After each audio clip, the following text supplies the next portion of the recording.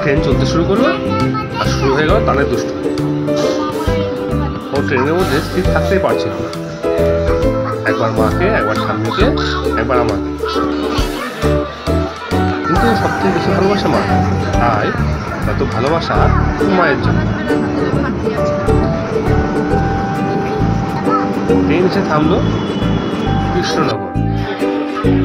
কৃষ্ণনগরে থামবে ট্রেন, লুচি পুরি খাবো না তা তো হয় না, তাই নিয়ে নিলাম লুচি পুরি। ওই যে ওর মা সেগুলো খাচ্ছে।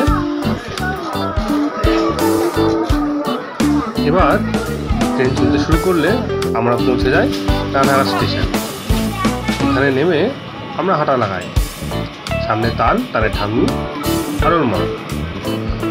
এই ওভারব্রিজ রয়েছে, এই ওভারব্রিজে উঠতে খুব কষ্ট। ওভারব্রিজে উঠেই আমরা দেখলাম আঙুরের দোকান। তার অনেকক্ষণ আঙুর খাবো করছিল বলে ওর ঠাম্মি দাঁড়িয়ে আঙুরের দাম জিজ্ঞাসা করলো এবং কিনল। এরপরে আবার দেখা